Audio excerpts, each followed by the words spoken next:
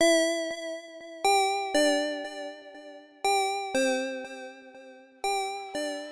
hey everybody, before we get into today's episode, some of you might remember that about 2 years ago, Tass and I spent some time after one of the episodes talking about a book, Improv for Gamers. Well, I am joined by Karen Twelves today. Karen, how are you? I am well. How are you? Good. And we're actually going to take a few moments to talk about a second edition of Improv for Gamers coming out. Yeah. What was the reception to the first book? It was good. I was very excited because I was very worried that no one would ever see it. So I was always very pleased to see it pop up on shelves.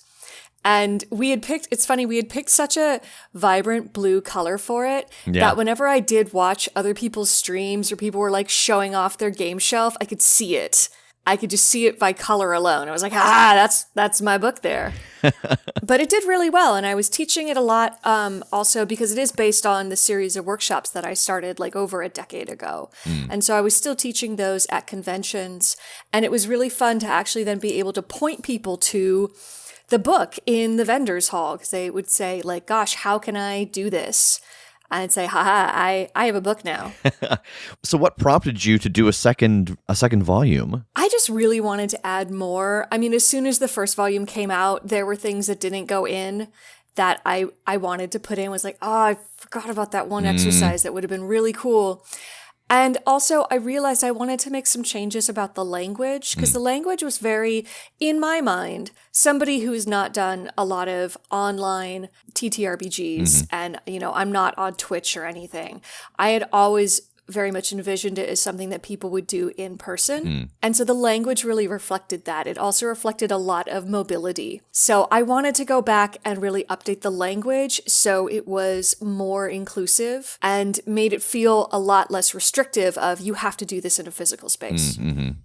And, you talked a little bit there about what are the differences. What all is different about the second volume of the book? Well, we have 50% more content. First of all, which is great. I was able to put in a lot of exercises that I really wanted to include because I'm still learning all the time too. And as I'm teaching and as I'm, taking classes myself, I'm learning new exercises. So I wanted to revamp some things and add some new stuff. And then we had a lot of contributors like you who gave us some of their favorite exercises. And we have some people that just shared some tips and tricks or gave some other kind of think pieces on how improv has really helped them.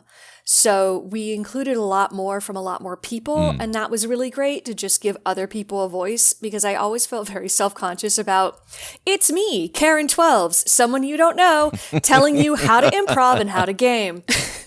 How did you go about picking the contributors to the book? Well, it started with people I knew. Yeah.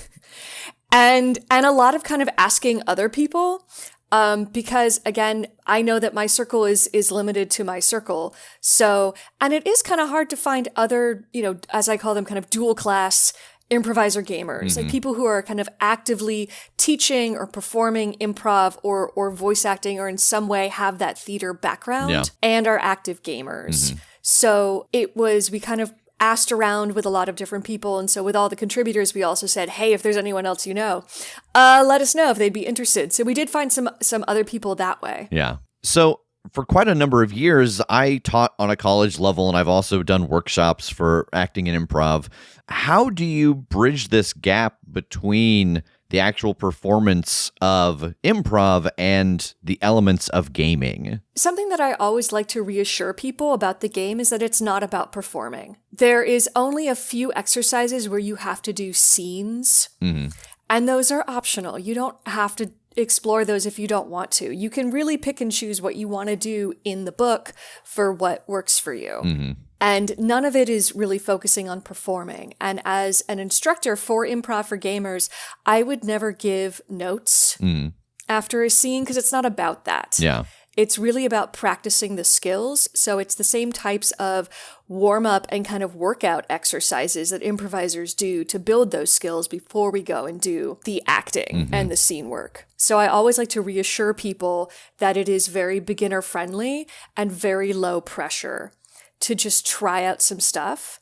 And also it can be kind of silly. I have heard some of the exercises described as hokey, and I'm okay with that because that is part of the vibe of that series is it's okay to be fun and lighthearted and silly and kind of get out of your shell of, your dark and brooding character and just have fun. And so there's a lot of stress on we want to build a really good supporting environment for play. And if everybody's being kind of silly, then it's not really that silly. Yeah. So if you're hearing this on the day that it's published, just yesterday, the crowdfunding for this book started. Where can everyone find Improv for Gamers 2? We are funding on GameFound, which is new for Evil Hat. Formerly, we had always used that other crowdfunder. And so this is the first time that Evil Hat is trying out a different crowdfunding platform. So it is a little risky. We could probably do a little better and smash past all of our stretch goals if we were using a different platform just for visibility. It is a new platform in itself. It has a lot of board games and it is based in Europe. So we're doing something new and hopefully it's successful and is a good kind of way of dipping our toes into other platforms. So yeah, it is on GameFound. And our stretch goals are pretty simple, which I like as well, because with Evil Hat, they're not so much Kickstarters, they're kick finishers. The book is done. Aside from some extra art acquisitions and the proofreading round, everybody has been paid. So there's no question of, is this book going to happen? It is done and ready. So the first goal is to print the book. And the second stretch goal is we're going to put in a little ribbon bookmark and some spot gloss on the cover, just to make it prettier. And bookmarks, you would not believe how more expensive a bookmark makes your book. Because I kept asking, can't we just put that in to start with? And they were like, no. Oh, no. No, we need more money for that unless we want to raise the price of the book. And I was like, oh gosh, I don't really want that because I still want the book to be, pretty cheap. Yeah. So the second goal is we're just going to pay everybody more. So good news. So, the artists are, our art director, layout artist, the contributors, editing, proofreading, everybody's going to get a bonus. And that's always my favorite type of stretch goal is just putting more money back into the project itself because it is not necessarily like a money-making industry. Right. And people who do those jobs kind of know it and accept a certain level of rates that you would not get in different industries. Yeah. So that was a requirement for me. It was like, we need to have a tier where we just pay everybody who worked on the project more. And that's it. Those are the two goals. So bookmark, fancy cover, and pay everybody more. Is there anything else that you'd like to talk about before we go? Gosh, I just hope that people try the book. And I hope that people feel free to make changes as ever they need to. One of the things that we have as a pledge level is we're making a workbook, a kind of bullet journal, which has just the trimmed down instructions and room for you to make notes. Because we really want to encourage people to, again, make these exercises work for you. So if you decide that you want to change something, you now have a space where you can scratch out the rules and write in something new. Nice. Because improv always changes, exercises always change as they travel from person to person. And so we really wanted to encourage that ownership and allow people to, again, just really feel free to play and get the most that they can out of this resource. All right. Well, if you are interested in finding Improv for Gamers, the second edition, again, you can go to gamefound.com and search for Improv for Gamers, or just check out our show notes in this episode.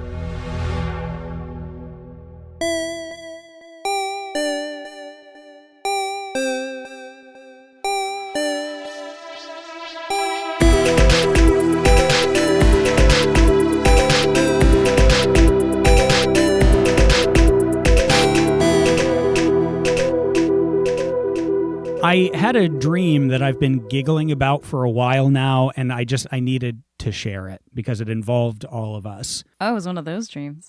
Whoa! I've told you to stop bringing these to me. I'm sorry. But I'm going to tell it to everybody else.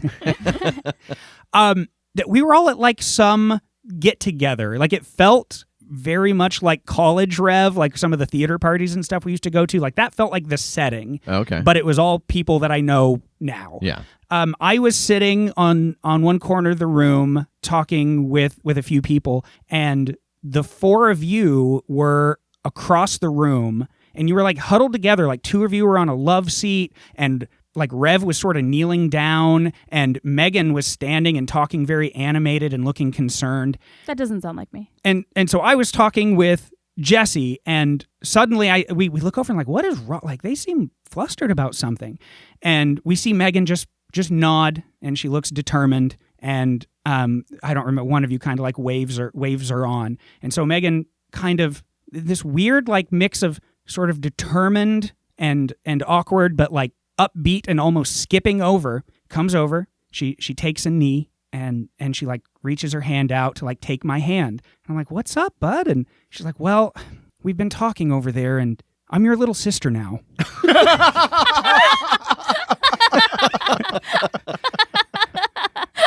And we're just sitting there like, fucking what? But she was so just earnest about it. And I look up, and even like Jake in particular was just looking across the room, just nodding like, dude, like, right? And I look over at Jessie, and she just shrugs like, yeah, that makes sense. And so I was just like, oh, okay. And you're like, okay, good. All right. And then get up and just skip back over. And we're just like, what has just happened? It feels right, but I'm so confused. I love that it was like, and now it's time to inform you of this. Yeah. That there was some heated conversation. Yeah. I love it's just like, yes, the decision's been made. Yeah. It just that, I don't know why, I think it's the funniest that we've been talking. Like, Was Dream you on the side arguing for or against, since you were talking about it passionately to the group? From the sounds of it, it seems like it was not a question of whether or not it was true. It sounds like it's is it time for him to know? Oh, I see. Oh, that makes it was my dream, and you've just brought clarity to it. I appreciate that. Well, this is great because this saves me the trouble of like planning a big party to let you know in real life. So okay. Now you just know I'm your little sister now. Okay, that works. Now go buy me ice cream. God damn it! All right.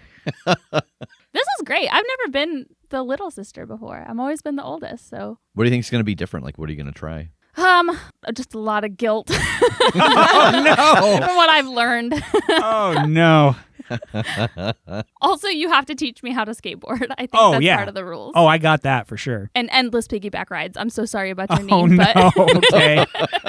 Damn it. Well, as this is the first Wednesday of the month, if you were listening to this at the time it drops right now, we have some slots open on our website for Megan, who is running a game of Honey Heist. Woo! What date is that? That's going to be Wednesday, April 13th. Yeah, so if you're interested in playing Honey Heist with Megan, you can head over to thecritshowpodcast.com/play with us. Ooh.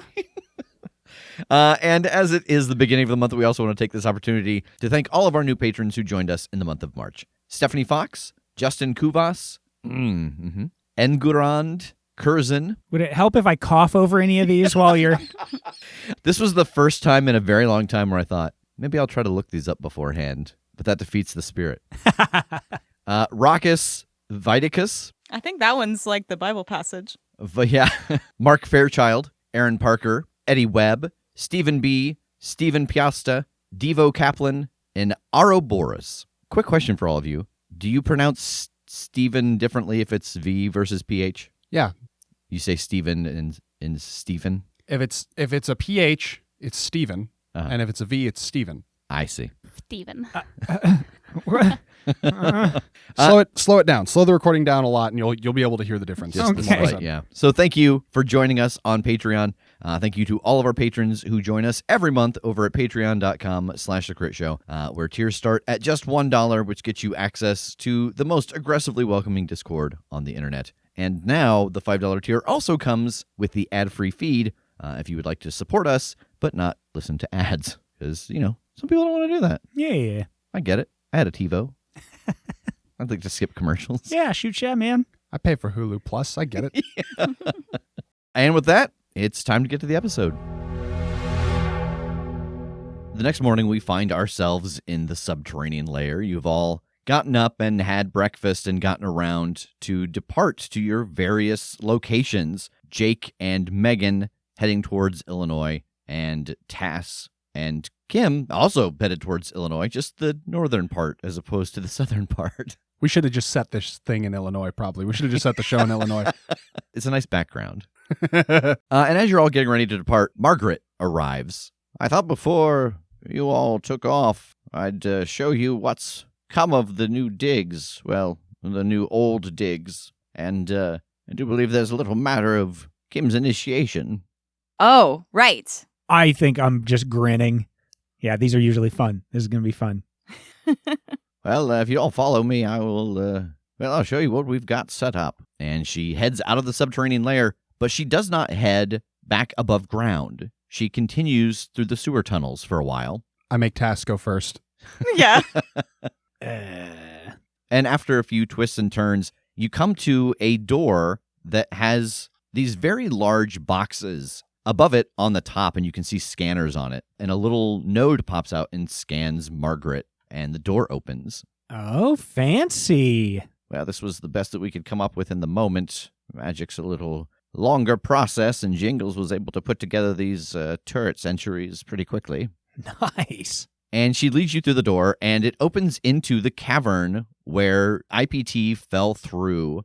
And the first thing that you notice is as you start to look at the facade of the building, the bottom few levels are just as they were before. They're cracked, they're broken, they're crumbling, but they've been cleaned out and reinforced, and then additional floors have been built on top. And as your gaze goes up, you can see, almost like you're looking at the bottom of a bridge, that the street has been capped over so that this whole area has not been filled back in. Whoa. So this is just staying like this, huh? Yes, I really couldn't think of a good way to try and move us, and, with everything that happened, to an extent, our secret is kind of out, especially with some of the people who run the city. It seems after we started talking with the mayor, he had some old memories of running in with a few of you. Yeah.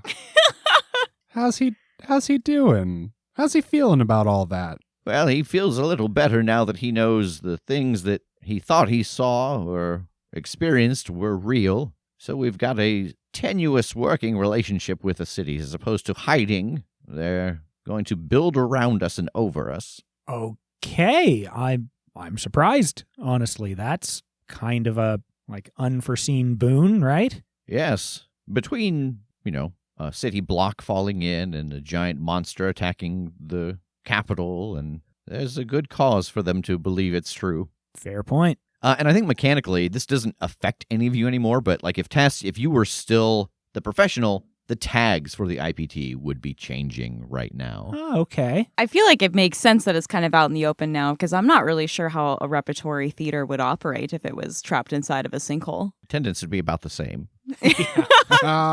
Ooh, sad. Got him.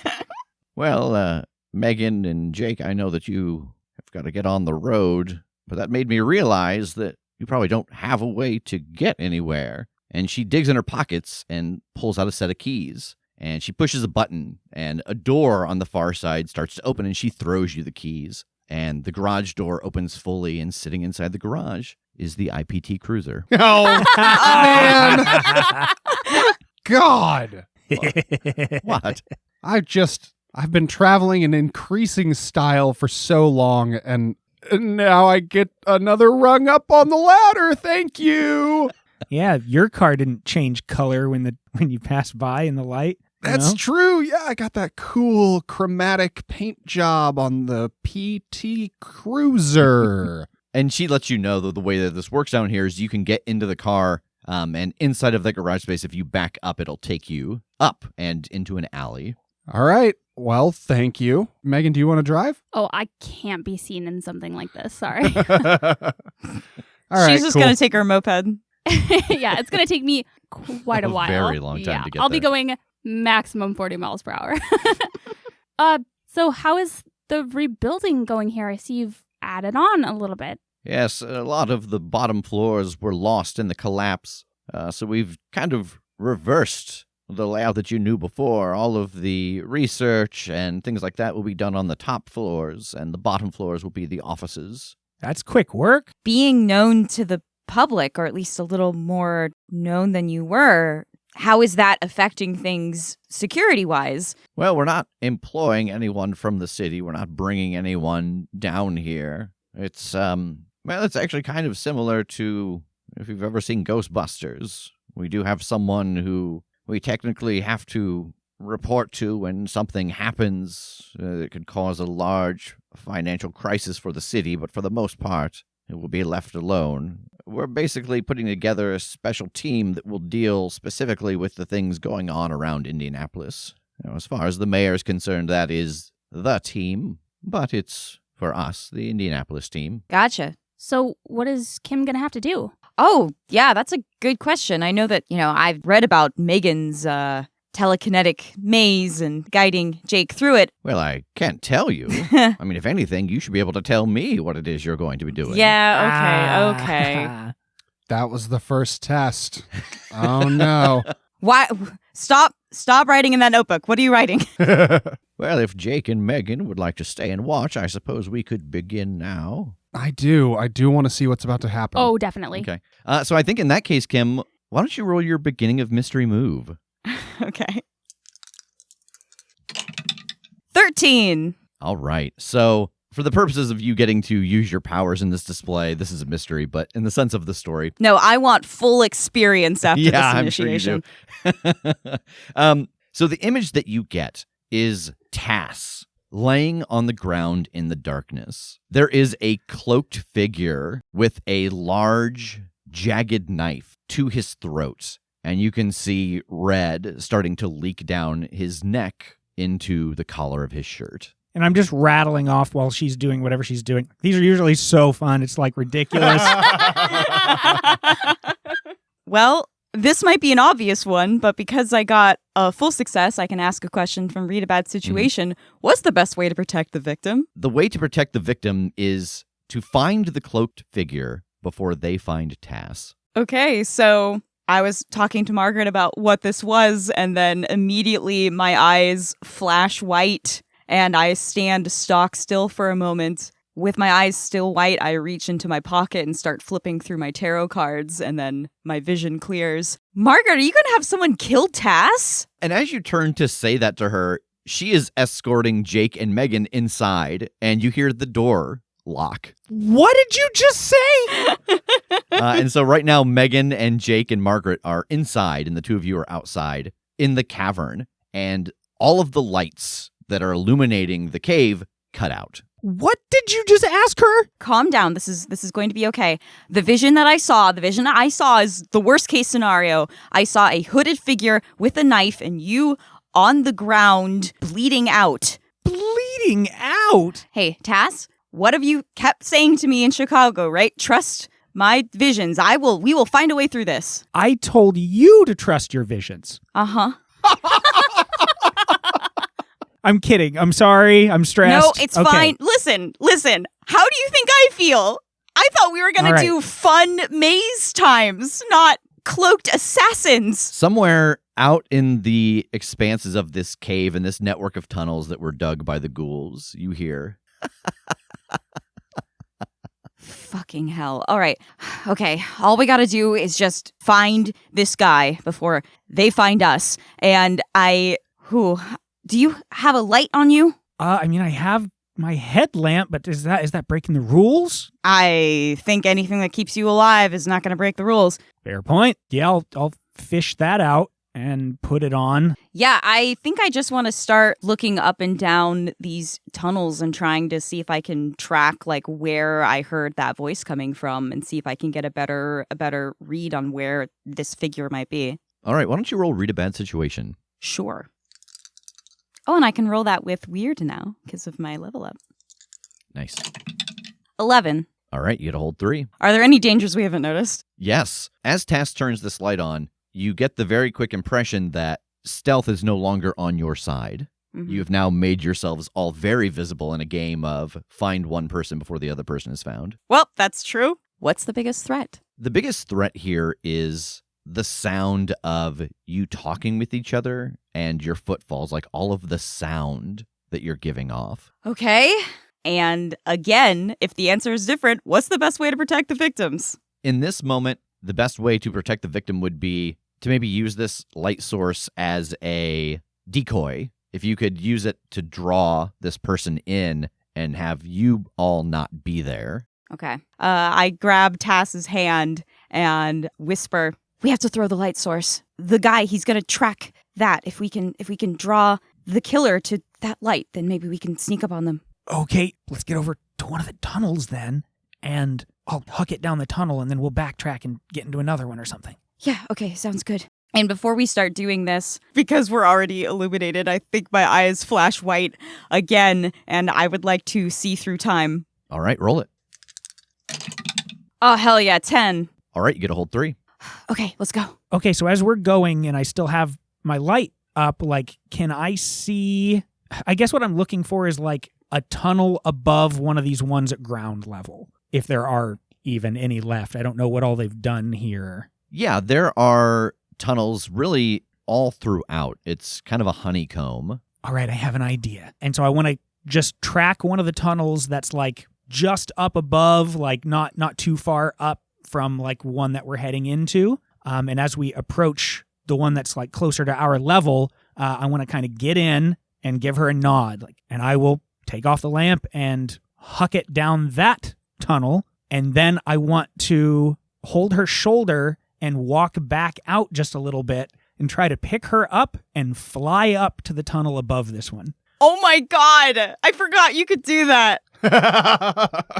All right, so why don't you roll Act Under Pressure to kind of set this trap? And roll that with advantage. Oh, okay. With that brought me to a 10. Thank you. Yes. Thank you. Nice. All right, so you are able to huck this headlamp down into this tunnel and then backtrack out and very quietly flap your enormous wings. Silently glide like an owl. Glide like an owl. Did we say big demon wings? We meant soft, fluffy owl wings. I meant just the power of thoughtful flight. Down below, you hear the sound of metal clanging on the ground. Oh, that was ominous. I fucking hate this. Okay, well, they passed underneath. Uh-huh. Do we dive bomb? Yeah, maybe.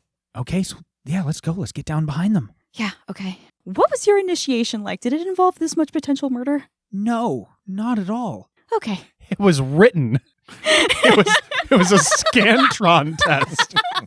All right, well, here we go. And I'm going to pick her up again and just unfurl the wings, glide right back down in front of that tunnel. I don't think there's a roll here. You unfurl your wings again and you glide back down into the tunnel. And further ahead, you can see your headlamp illuminating the inside of the tunnel. And right next to the lamp, buried in like one of the straps that you would use to strap it onto your head, is a dagger. Oh, beans. Oh, boy. Yeah, I'm gonna, as quietly as I can, walk up to that scene and touch the dagger. All right, why don't you roll Investigate a Mystery?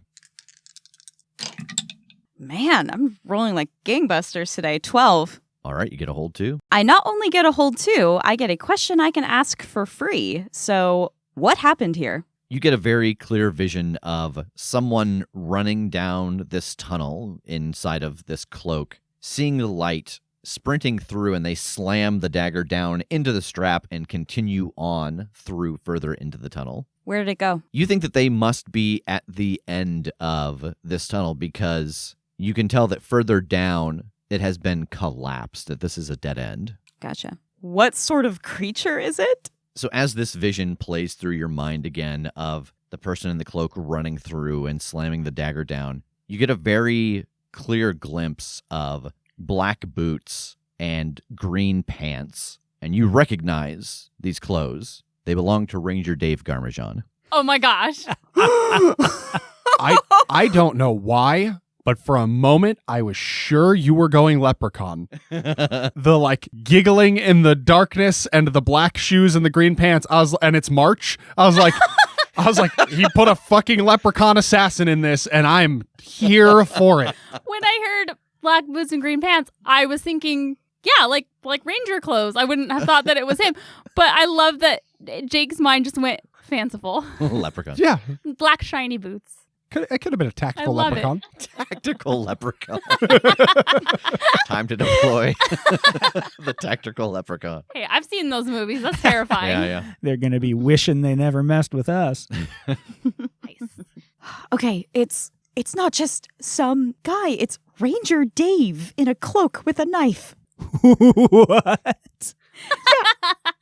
I don't know if this is some sort of fucked up initiation where Dave's initiation into the IPT was to try to kill you. If you win, he doesn't get to join, and if he wins, you die. They told him you have to clear your spot. I've got a new playbook ready for Dave Garmajon. Okay, so he's just down at the end of the tunnel? Yeah, it's a dead end, so... Okay, you're the boss. What do you think? Do we sneak in and try to take him down?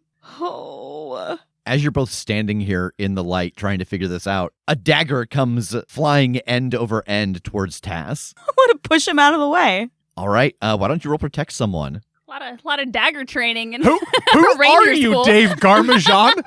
Who were you before you were the Ranger? Oh, I was a member of the League of Assassins. Why do you ask?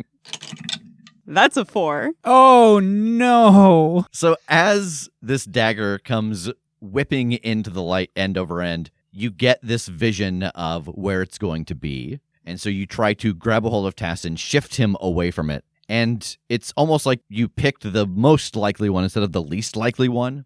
Oh, damn it. And there is a loud thud as the dagger hits Tass in the forehead and falls to the ground. And you see like a purple welt start to rise on his forehead, and it's blunt. God, eat shit, Garmajon. At the sound of his name, he comes stepping into the light with this wavy dagger, and he pulls the cloak back. Let's do this. What? Okay, no, hold on. What the fuck? Why are you doing this? No, he said, let's do this. I'm going to rush him. All right. Are you trying to take him down? Are you trying to, what are you trying to do? Subdue. Yeah, I don't want subdue to him. physically harm him, but I want to take the wind out of his sails. Okay. So this is going to be action under pressure again. Okay. Go from the right. Use that with advantage. Okay. That saved me from a fail. It absolutely did. That is an 8. Whew. So Tass lunges at Dave Garmajon. You both go tumbling to the ground.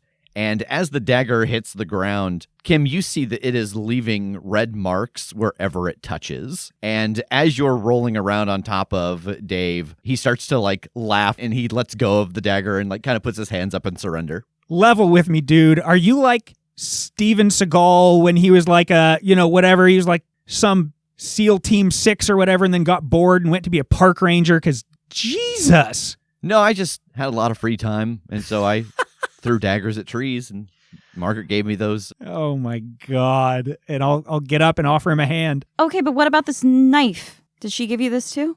Oh, yeah. And he picks it up, and he grabs the blade and squeezes it. Blood just runs from the blade. You can tell that it's a fake, like a stage dagger that just has paint coming out of it. God, I thought it was some sort of cursed magical item. Oh, no. That was cool. You did good. Thanks, you too. Kim, good work. Jesus. Stressful. More stressful than the Draugr, and I didn't think that was possible. And out in the cavern, the lights turn on again, and Margaret comes out. Well done. Okay, I need the full, how did you rope Dave into this? Oh, he's eager to learn. He's actually going to be the leader of our Indianapolis team. Yes! I can't wait for that spin-off podcast. I'm just sort of rubbing my forehead, but in good spirits about this. Margaret looks down at the lump on your forehead. I'll take a couple points away for Tass getting stabbed in the forehead, but I'm pretty sure that every member of the team has gotten Tass stabbed or shot at one point, so I can't hold that against you too much. Yeah. I just pretend to be really focused on something else somewhere in the room. Huh? What? Oh, look at that. I don't remember having done that, but I also would believe it, so. Well, congratulations. Welcome to the team. Thank you. Now everybody get to work.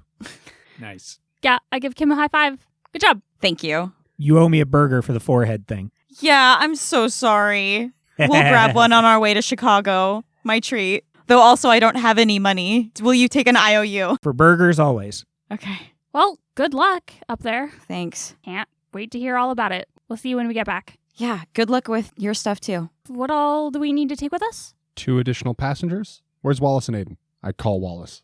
Damn it. No, wait. No matter what you say. I call for Wallace.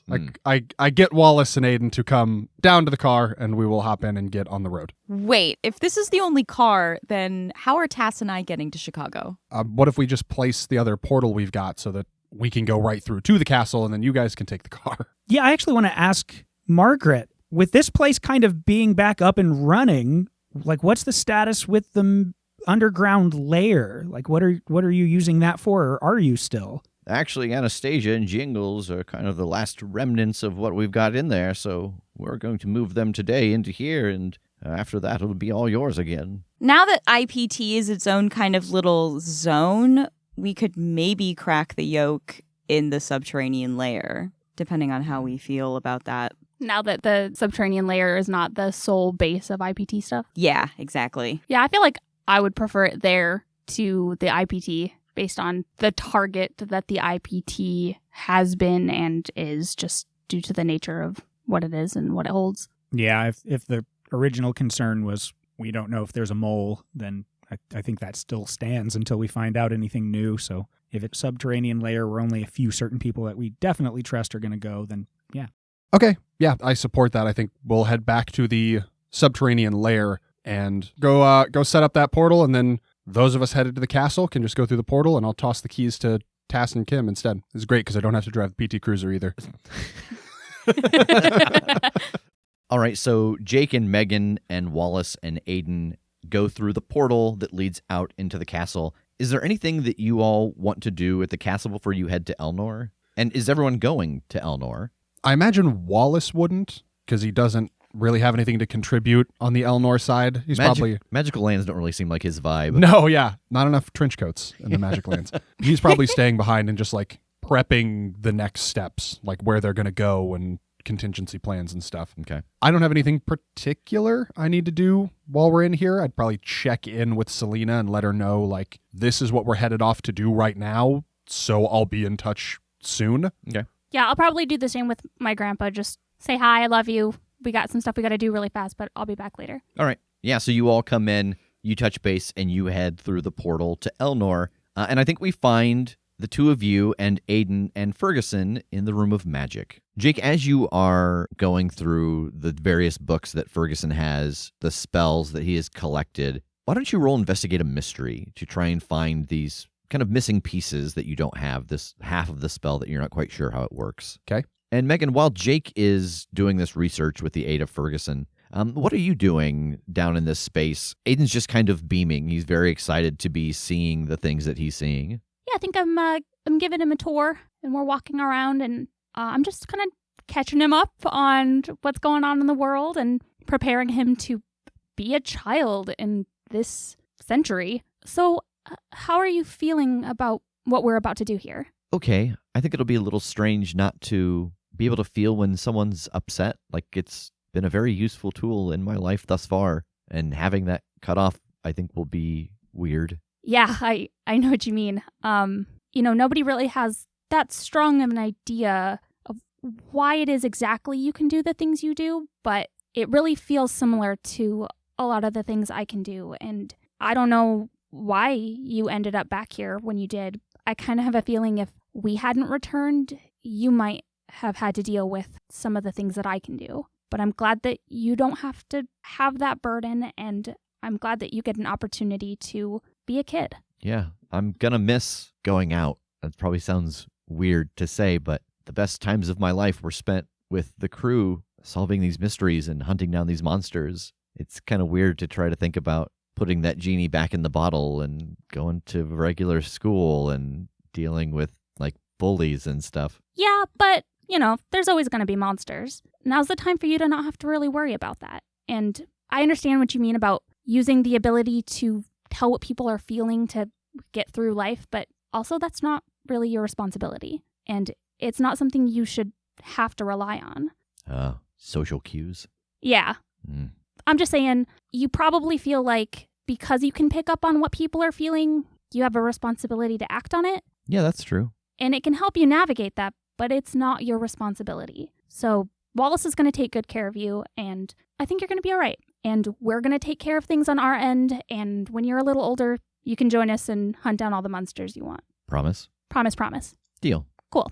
And I think kind of having that talk with Aiden, that's kind of how I'm helping Jake with this, is telling him about how I think Aiden's powers are connected to my powers and possibly having to do with the empath, and if that helps him narrow down the kind of protection that needs to be put around Aiden. Okay.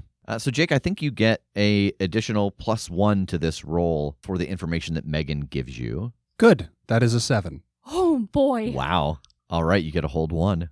I think in terms of like the different spell effects that I'm looking at and trying to figure out how to combine, I'm going with what can it do? What is the potential of the combination of these effects? Yeah, as you go through all of the various spells that Ferguson knows, as well as even going back and forth between this place and the castle, then checking through the tomes that are there, you start to piece together spells that seem like they could work in tandem, that they wouldn't necessarily draw from the same energy source, or that they wouldn't conflict or interfere with one another. So you find something that can block the use of blood magic. You also find a spell that can stop people from scrying on you. You find some spells in one of Ferguson's books about using items that belong to a person to track them. You really just kind of run the gamut of all of these different spells, and you're trying to find a way to pare them down onto something smaller. You need something that can hold a whole lot of energy. I think this is going to be the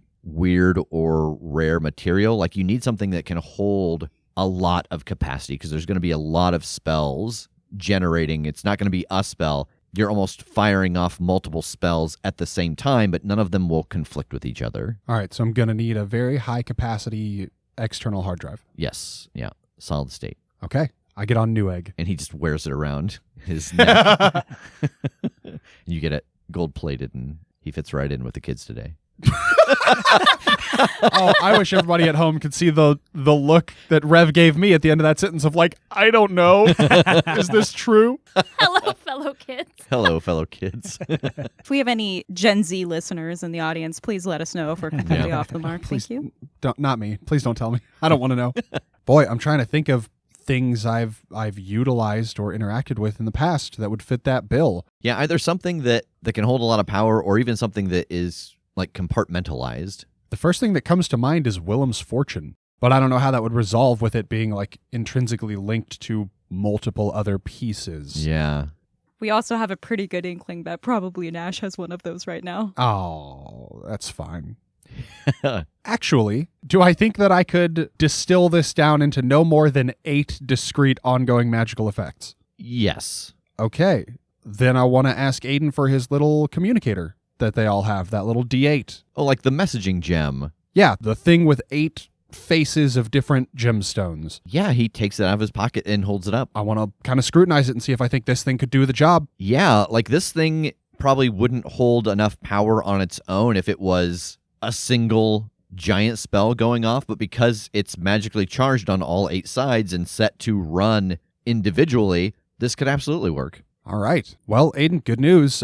I think we can just use this, which means basically nothing about your everyday carry needs to change at all. Nice. Yeah.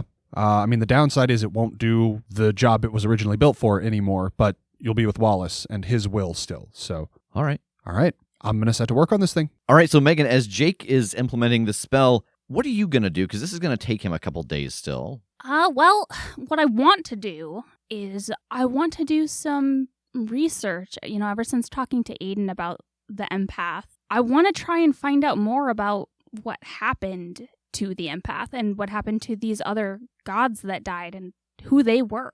But I'm not quite sure where to start with that. Like, where can I look that wouldn't have already been looked at? Yeah, so you do have additional pieces now that weren't had before. So I think you could probably go between the castle and the IPT now that you've got a quick route there, and do a little research in both places with the new information that you've got. So that'll probably take you a day or so. Why don't you roll investigate a mystery? Okay, 10. All right, Nice. You get a hold too.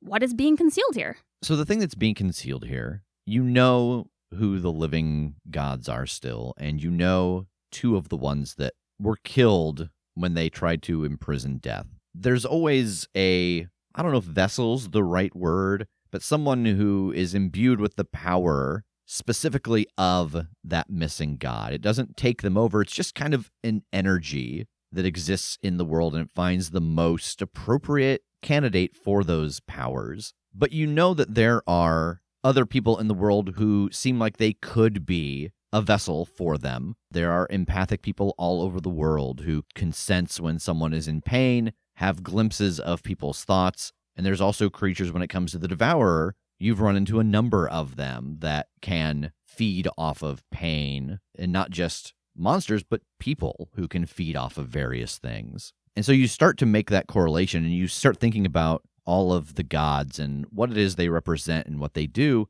and you do start finding things that correlate of people throughout time who have progressed the world because of the things that they were able to create. People who had thoughts for things far advanced compared to everyone else around them. And you do find that the source of this, when it comes to the ancient gods, was the builder. Okay, cool. Where did it go? Is there any way I can maybe track down who is the vessel for this? You're able to track down pretty quickly likely candidates throughout history who very clearly had the powers of the builder. You can't find any clear sign about the builder now, but it is very clear to you after going through some of the files at IPT, seeing some of the things that he created, that TJ was the last builder. Tass and Kim, we find you parked outside of what Kim recognizes as the vault in Chicago, but at this time, Strom only owns the penthouse. What are you both doing? Looks a little different than what you're used to, huh? Yeah, it's nice to see it. And I think this whole car ride, I've just been like sitting pretty silently in the passenger seat and just holding the two pieces of amber in my hands. What if she doesn't believe us? I don't know. I think with whatever she already equipped you with, I don't think she would have sent you back here if she thought that was possible. Mm-hmm. So I just refuse to be worried. This sounds really silly to say, but it's been on my mind, so I'm going to ask it. Just don't judge me. What if she doesn't like me? Why in the world would I judge you for a question like that? I get it. This is wild in every possible way. This is someone that you loved. This was practically your mother. Like, it's okay to not be okay right now. But again, it's still her. It's still her. I don't think there's anything to worry about. Okay, let's do this. All right. And I will lead us in. As the two of you approach the front door, Al actually takes a step to the side and blocks it and points at you, Tass. Just you. Oh, okay. I'll be right back. Okay. Don't worry. He pivots a little bit so you can get past him, and you head into the lobby and into the elevator. And the door opens in Strom's penthouse, and she's standing there waiting for you. Can't say I'm surprised you were waiting for me. Yes, well, it's been quite a day. I would love to have you explain to me exactly why it is you have shown up with someone that appears as static to me when I saw the day. You know, I can tell you, and I will. It would all be a lot better coming from her. Taz, roll manipulate someone. 8? She looks at you for a long moment. Why don't you give me the Cliff Notes version?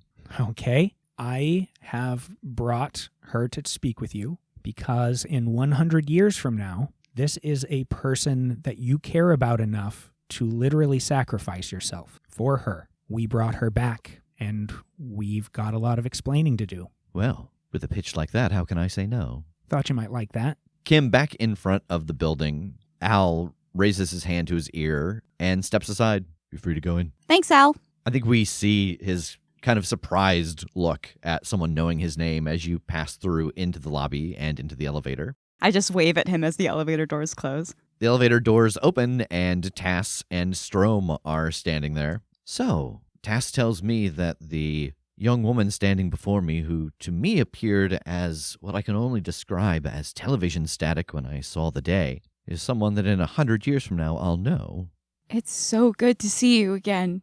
And as you look at her, she does give just a little bit of a smile, and she looks almost identical to the way that you remember her from 100 years in the future. The only slight difference, and I think you notice this because you have had so many long conversations with her, is just a very slight gold rim around her eyes is not there. Hi, my name is Kim, and I can't tell you how wonderful it is to see you again. Before I get too far into this, the Strom that I knew imparted a story to me, and I'm going to tell it to you to prove that everything else that I'm about to say is real and is coming from her. And I want to hold the 2 pieces of amber in my hand. When you were a girl, you were playing in your father's office with a coin, throwing it and catching it, and you dropped it, and it rolled under a rug, but you didn't know that at the time, and your father accused a servant of stealing from him and put that woman to death. Only after that did you discover the coin underneath the rug, and you sent money to that woman's family for the rest of their lives.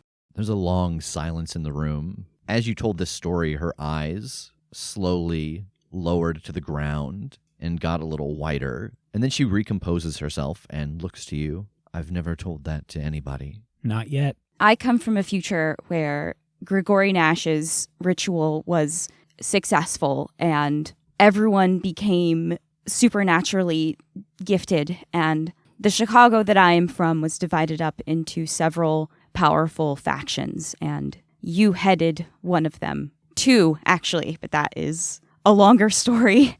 I'm an oracle. I can see the future. And I first met you when I was 17 years old, and you were searching across the world for young, powerful oracles to add to your faction, the House of Strom. And I had the great honor of living in this building and learning from you and working with you. And in time, I came to think of you as not only a mentor, but a mother figure and a best friend. And I know that that is a whole lot to put on someone that I have just met. And I apologize, but it's important for context. In the timeline that I came from, I had a vision of Jake, Megan, and Tass arriving in my present, their future. And I learned that they were in the future to try to figure out exactly how Nash had been successful, what alternate worlds he used to fuel his ritual, so that they could go back to their present right now and try to prevent that from happening. And I started helping them get the information that they needed at first in secret, and later with your blessing and direct aid. And when it came time for the 3 of them to go back to their original time, you told them to take me with them, to save me from a future that was about to be unwritten, yes, but also because you knew that these 3 needed the help of the Strom from their timeline, from you, in order to have any hope of success against Nash. And you knew that, or I guess maybe hoped that meeting me would give you another reason to care and want to help.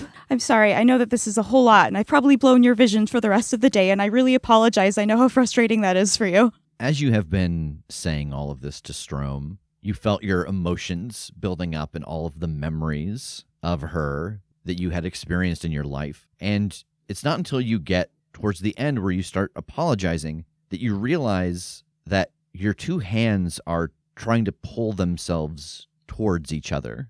I'll look at the pieces of amber. As you open them up in your hand, they start sliding across your palm towards each other. I'll let that happen. These 2 pieces of amber connect back together, and there's a faint flash inside. 6 little legs come out, and it crawls up your arm and down your leg and over to Strom's leg and up into the palm of her hand. And she looks at it for a long moment. And then you hear this very faint chittering sound coming from it. Really? 100 years? Yes, I suppose that would be best then. And she turns to you, Kim, and you say this was the future, not another world. This was our future. This was our future. She looks back down at the scarab. Very well, I agree. The amber scarab pulses with a faint gold light, and then it melds into Strom's palm. And we see that gold glow travel up her arm and her chest and her neck and into her eyes, where it spirals for a moment and then settles as a gold ring around her pupils. Her posture shifts slightly, and she takes in a breath, and she smiles with a sigh. Ah, it's good to be back. And then her eyes settle on you, Kim, and she takes a step towards you and embraces you. It's so nice to see you again, my dear.